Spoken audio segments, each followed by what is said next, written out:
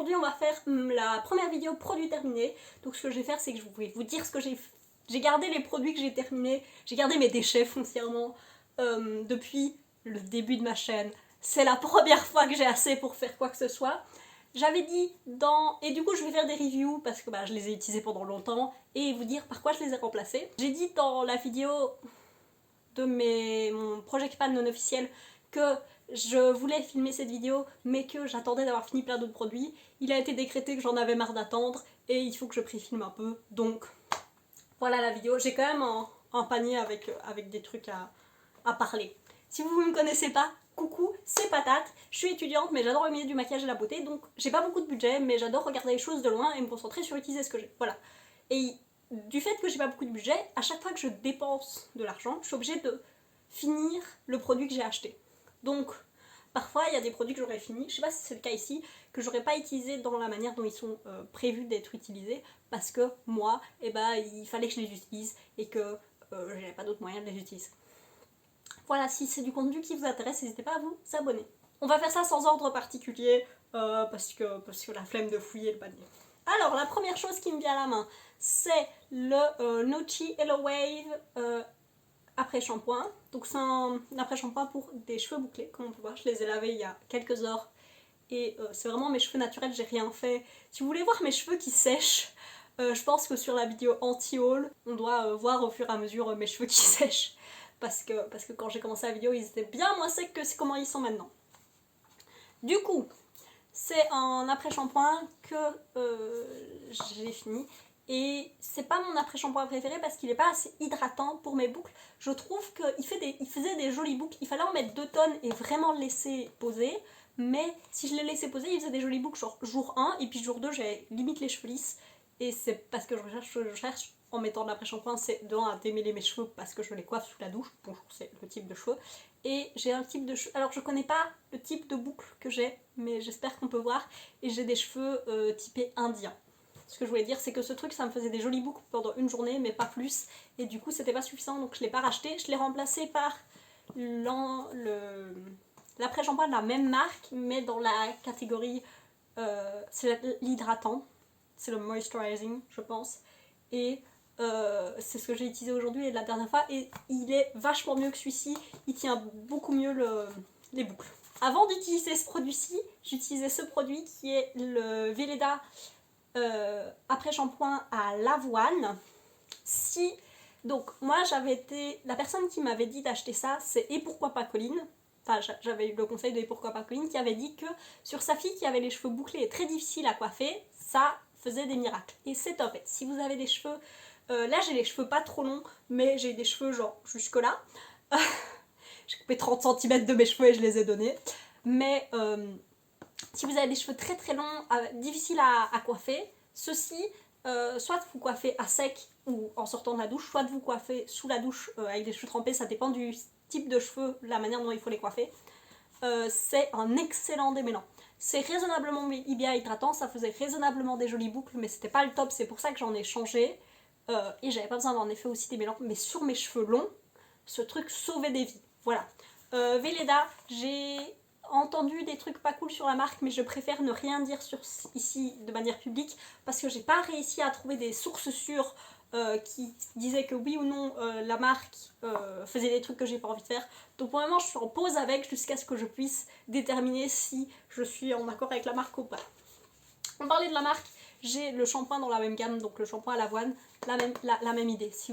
Pour démêler des cheveux, ce combo là est bien pour des cheveux qui sont... Moi j'ai des cheveux qui sont plutôt à être déshydratés, c'est des cheveux qui sont plutôt rêches au toucher, et si je fais rien, mes boucles se forment beaucoup moins et j'ai les cheveux beaucoup plus rêches quoi.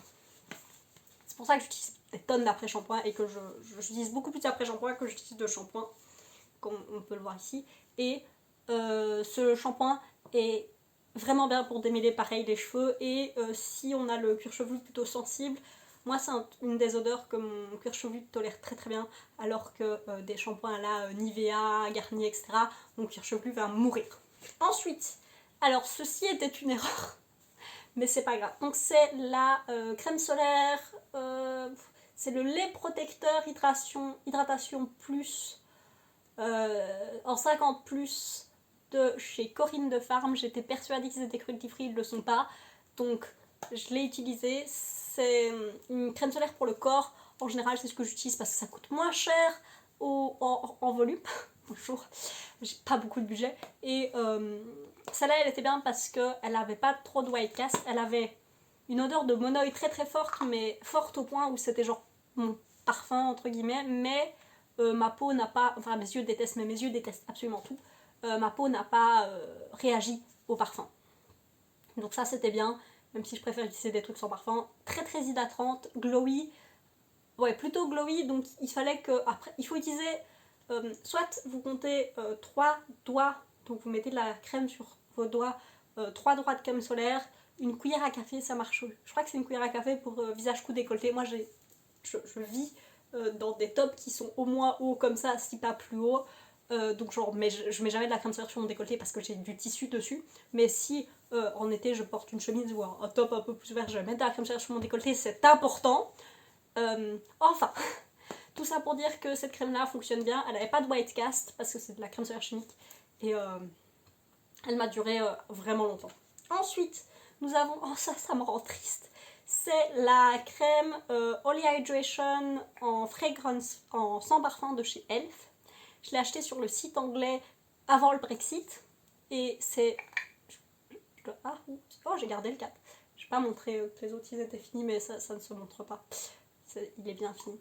C'est une super crème, j'ai la peau sèche et déshydratée, pas à un point où j'ai un peu la peau qui pèle. Si j'arrête de m'en occuper, je vais avoir la peau qui pèle, la peau qui tire. J'ai des plaques de sécheresse extrêmement régulièrement, même en faisant assez attention à ma peau. Si genre j'oublie de mettre... Si j'ai la flemme, c'est pas j'oublie. Si j'ai la flemme de faire mon skincare en soir, genre j'étais pas maquillée, etc. Le lendemain, j'aurai des plaques de sécheresse, genre surtout ici. Et sur les bords du nez et les choses s'accrochent, donc j'ai la peau raisonnablement sèche et ce truc fonctionnait magnifiquement sur ma peau sèche. C'est sans parfum, je la mettais le soir et le matin j'avais la peau genre toute plump. J'aimais vraiment beaucoup cette crème, mais je peux plus l'acheter parce que le Brexit. Ça se voit que ça fait 1000 ans que je dois faire une vidéo parce que j'ai 4 tubes de mascara. Voilà. C'est le Essence Lash Princess en vert, c'est mon mascara enfin mon préféré c'est le mauve, mais parfois j'ai pas le mauve alors j'achète le vert, c'est à peu près pareil. C'est un mascara qui coûte genre 3€, 3 en moyenne. Je l'achète chez Kruidvat en Belgique et c'est pas cher. Si vous habitez pas en Belgique ou dans un endroit où il y a un Kruidvat, il y a un site européen où on peut commander, pas de Kruidvat et je sais pas de Kruidvat, mais en tout cas d'essence. Et voilà, je parle d'essence dans... si vous en voulez plus sur certaines de ces marques, genre Nucci, j'en parle, essence, et je crois que c'est tout ce qu'il y a dans ce panier. J'ai fait une vidéo sur les choses que j'ai achetées pendant les 3 premiers mois de l'année et l'éthique de ces marques, et Essence en fait partie. Et c'est une marque avec plutôt cool éthiquement, et le vrai truc c'est que c'est une marque qui rend le maquillage accessible avec des prix vraiment bas, et ça c'est important je trouve. Et en plus moi c'est un mascara qui fonctionne très très bien sur mes cils. Dans la même idée, j'ai 2 gels Make Pretty Brow de chez Essence pareil, qui coûtent aussi rien. Je l'ai en Ashy Brown et Brownie Brown. C'est les 2 couleurs qui fonctionnent pour moi, je les achète en fonction de ce que je trouve en magasin. Les autres couleurs sont orange sur moi, le seul problème c'est que c'est un peu clair.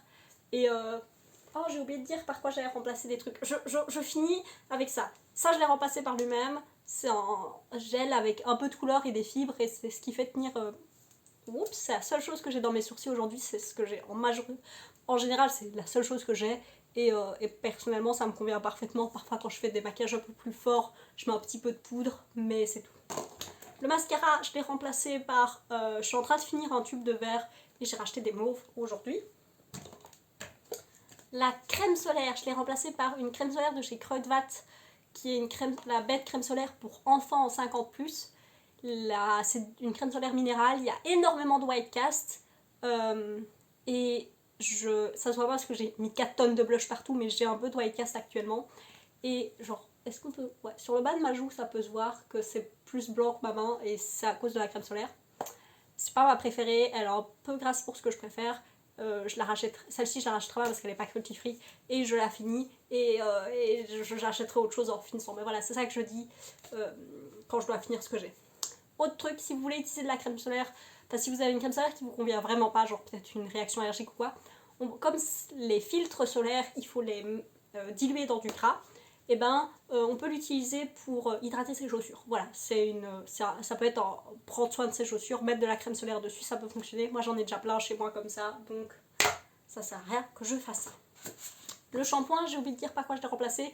Je l'ai remplacé par la même chose que cet après-shampoing, donc le shampoing hydratant dans la même ligne. Je l'ai utilisé qu'une fois, donc j'ai pas de review à faire. La crème, je l'ai remplacée par la crème de chez Zinc List, la vitamine B, voilà. Elle est un peu moins hydratante que celle-ci. Après, je préfère le packaging parce que c'est un tube, un squeezie tube, genre ça quoi. Enfin, de cette taille-là, c'est une crème de 30 ml ou 50 ml, je ne sais plus. Et c'est une crème, genre foncièrement elle convient vachement bien à ma peau et c'est suffisant. Elle est un peu plus légère que celle-ci et je préférais celle-ci, mais je ne sais plus l'acheter. Oh, ça c'est drôle à dire. J'ai une amie, on va voir quelques produits. Ouais, on va voir un autre produit de ce cadeau. Pour mon anniversaire, j'ai une amie qui habite en France et qui, en cœur, elle m'a envoyé un petit bundle avec des produits de beauté et des chocolats dans une petite boîte trop mignonne. Voilà, et dans le tas, il y avait un un format en échantillon de le Charity Pot de chez Lush. Donc c'est une crème hydratante pour le corps, mais sous forme solide. Donc c'est comme si on avait un bain de savon qu'on met partout. Alors sur moi, je fais une réaction allergique, donc voilà, mon corps a détesté le parfum. Je l'ai utilisé en une fois, où j'ai donné à ma mère pour la deuxième fois, je crois. La deuxième chose, c'est que ça n'a pas hydraté, je l'ai utilisé, ça n'a rien fait, j'ai dû remettre de la crème hydratante dessus, donc je ne conseille pas ce produit pour les personnes avec de la sensibilité, et en même temps ça c'est le en général, et pour moi c'était vraiment genre rester en surface et c'est pas entrer en profondeur, ce qui est ce que j'ai besoin. Et en plus, Lush UK a décidé de soutenir des associations anti-trans. Du coup, on ne soutient plus Lush dans cette maison et sur cette chaîne. J'ai jamais soutenu Lush parce que c'est des produits trop parfumés que pour ma peau sensible. Mais maintenant, c'est vraiment genre juste officiel de Lush, nope. L'autre produit qui était dans cette commande, c'est cette crème sans parfum qui s'appelle Pure Bliss d'une marque qui s'appelle Sosterne Green. Bonjour. C'est un petit tube en métal. Comme vous pouvez voir, j'ai vraiment essayé de chercher la dernière goutte. Cette crème sentait bizarre parce qu'elle sentait les ingrédients. Mais elle était franchement bien hydratante pour mes mains. C'était pas une crème qui fonctionnait pour... Je sais pas si... je connais pas du tout la marque, hein, donc j'ai juste vraiment... Je l'ai reçue en cadeau. Mais c'est une super crème pour... c'est pas une bonne crème pour hydrater les cuticules et pour masser ses cuticules. C'était une crème que je mettais sur le gros de mes mains. Et puis je massais mes cuticules avec autre chose en général parce que ça c'est pas assez épais. Mais ça pourrait être une bonne crème de jour parce qu'elle rentrait vraiment vite dans les mains. Exactement la même chose, c'est la crème de chez Baileys et Harding. La senteur c'est Lemongrass and Ginger. Donc c'est quoi Lemongrass, je sais pas, c'est herbe de citron, j'imagine que c'est un truc spécifique. Peut-être que c'est genre de la verveine, quelque chose comme ça. Et Ginger, c'est du gingembre. Je l'ai acheté chez Kruidvat, la marque est cruelty free, c'est tout ce que je sais sur la marque, je l'ai acheté avant de commencer à faire mes recherches. Je l'ai acheté parce que donc, je déteste de tout mon être et tout mon cœur toutes les odeurs qui sont florales et sucrées. Je ne supporte pas ça. Et je me suis dit que, donc je pense vraiment que c'est verveine et gingembre, ça passerait. Et franchement, ça passe. C'est un peu plus sucré et onctueux comme odeur que ce que moi j'aime bien. Ma peau a pas réagi. J'utilisais vraiment juste sur mes mains et je touchais pas mon visage après, je l'utilisais le soir. Ça c'est une crème du soir. C'est une crème, genre on sait pas faire des trucs après, on a les mains un peu grasses. Mais par contre, mais c'est pas non plus une crème pour masser les cuticules, elle est pas assez dense pour ça. Je les ai remplacés par, pour le gros de mes mains, j'utilise la crème de chez Nae, la crème de jour parce que elle est pleine de parfum et que mon visage a fait une réaction allergique. Enfin, pas une réaction allergique. Je dis réaction allergique, mais c'est pas vrai. C'est genre, j'ai fait des plaques rouges qui brûlaient. C'était trop bien. Du coup, j'ai pas ça. J'ai pas fait ça. du coup je l'utilise sur les mains et ça va. Et sur le, juste pour masser mes cuticules, j'utilise une crème qui s'appelle Walking Hand d'une marque qui s'appelle Hofkeffe que j'aime beaucoup. J'ai été voir la marque, c'est une chouette marque. Voilà. Je soutiens la marque la crème Working Hand de chez Hofkeffe. Et c'est une super. Si vous avez besoin de crème pour. Si vous avez les mains gercées parce que vous travaillez, c'est fait pour ça et ça aide vraiment. Genre mes cuticules, elles s'améliorent vraiment avec ça. C'est une crème qui peut être utilisée en grande quantité et alors là, elle va vraiment faire une barrière protectrice, genre pour le soir. Mais ça peut être une crème qui peut aussi être utilisée en journée. Si on utilise une toute petite quantité, ça rentre et puis pouf, nos mains, elles sont hydratées, mais on n'a aucun résidu et c'est une super crème pour ça. Un truc que j'ai fini limite plus en baume à cuticule qu'en baume hydratant, c'est le baume This is Everything Lip Balm de NYX. Bonjour, je l'ai bien fini. C'est un truc qui est rose, genre il a une couleur un peu cerise comme ça, mais ça ne se transfère pas du tout sur les lèvres. C'est un baume qui est occlusif mais pas hydratant, dans le sens où si on le met sur nos lèvres, ça va pas réhydrater les lèvres, mais ça va les empêcher d'être plus sèches. Moi, c'est un truc que j'ai fini sur mes cuticules parce que sur mes lèvres, c'est pas suffisant, surtout pour changer les lèvres qui gercent de l'infini pour le moment, j'en ai ras-le-bol. Mais si vous avez les lèvres pas absolument mortes et que vous cherchez genre un baume de bureau ou quoi, un truc dans lequel vous pouvez mettre vos doigts, c'est pas un baume pour se balader avec, et pas trop cher, celui-là est vachement bien et il est vraiment pas très cher. J'ai fini une éponge Real Techniques. Real Techniques, c'est une marque que je trouve ok et j'ai pas de meilleure éponge à acheter, donc c'est ce que j'utilise. Voilà, je l'ai remplacée par elle-même. Ah, ça, j'ai pas dit par quoi je l'ai remplacée. Je l'ai remplacée par pour la journée. Ah, je vais chercher. Pour la journée, je l'ai remplacée par la même marque que la crème pour les mains, donc Sauce Train Green. Pareil, le baume à lèvres, c'était dans le même truc que ma pote m'a envoyé. Et je l'ai bien utilisé. Ce baume à lèvres est super bien, il est sans parfum et c'est vraiment hydratant et protecteur. C'est un baume à lèvres à réappliquer plusieurs fois dans la journée. Genre, moi, c'est le truc que j'ai sur mon bureau à côté de mon PC parce que je le réapplique souvent, mais il est vachement bien. Et pour la nuit, parce que celui-là est pas assez épais pour la nuit, et j'ai un baume à lèvres de chez Elf qui était censé être le remplaçant pour ça. Bon, vous aurez droit à mes genoux parce que j'ai mal. Je vais rester trop longtemps d'ailleurs. C'est le Ride or Die Lip Balm en Tough Cookie. J'ai hésité à l'acheter dans la couleur transparente, mais c'était la senteur menthe et je déteste de tout mon être la menthe. Et je déteste me brosser les dents parce que mon dentifrice il est à la menthe et que mon bas de bouche il est à la menthe. Mais je dois le faire parce que après j'ai des caries et je suis triste. Mais ce baume à lèvres, on peut voir que je l'ai bien utilisé aussi. C'est un super baume à lèvres de nuit. Il a vraiment une teinte. Je vais essayer de montrer. Voilà, c'est un baume à lèvres qui est teinté et qui reste teinté sur les lèvres. Et c'est pas un truc qui devient transparent comme le NYX. Et c'est pas un baume de jour, je dirais, pour moi en tout cas, parce qu'il est vraiment très très épais et que pour parler, etc., on va avoir un peu les lèvres qui collent. Par contre, pour la nuit, c'est un très très bon. Genre, j'aime beaucoup ce baume pour la nuit et je serais très triste quand il sera parti parce que je pourrais pas le racheter. Mon recours possible. J'ai oublié de regarder, je suis allée chez Di aujourd'hui. J'ai acheté des brosses à dents. Waouh! Ouais, c'est le fun. Je suis allée chez Di, j'ai pas regardé si Park Avenue existait encore, mais voilà, c'est un recourbe cils de chez Park Avenue, une marque qui existe chez Di. Il est tout nul, le boudin est mort et j'en ai racheté un de chez Aiko qui est bleu et il est trop bien. J'en parlerai dans mes achats trimestriels et il fonctionne bien mieux que celui-ci. Et celui-ci, en fait, le boudin est trop mou et du coup, cette partie-ci fait que ça rentre dans le boudin et ça casse les cils. Et en fait, c'était devenu un point où c'était plus gérable. Donc, j'ai abandonné. Et la dernière chose que j'ai, c'est du vernis. C'est la Extreme Last. C'est la couche de base. C'est la base pour vernis de chez Essence. J'ai arrêté de l'utiliser. Je l'ai utilisé pour mon vernis et je pense pas qu'on va le voir, mais il est pas du tout bien. Le vernis que j'ai sur mes mains, je l'ai mis hier et je vais l'enlever ce soir parce qu'il est pas du tout correct. Il a fait plein de marques, etc. Et je pensais, genre la première fois que ça arrivait, je me suis dit, ah, c'est mon vernis qui est vieux et du coup il prend 1000 ans à sécher. Mais en fait, non, c'est la base. Je l'ai mis aujourd'hui et c'est ce qui m'a décidé de filmer cette vidéo. C'est cette base en fait qui est devenue tellement visqueuse et qui a tellement séché. Mais en vrai, il reste genre ça, hein, genre il reste vraiment pas beaucoup. Donc je peux me dire en bonne âme et conscience de l'acheter, mais je suis pas, et la review, j'aime pas les bases et les top coats de chez Essence, c'est pas de la très bonne qualité. Je les ai achetés parce que c'était accessible et pas trop cher.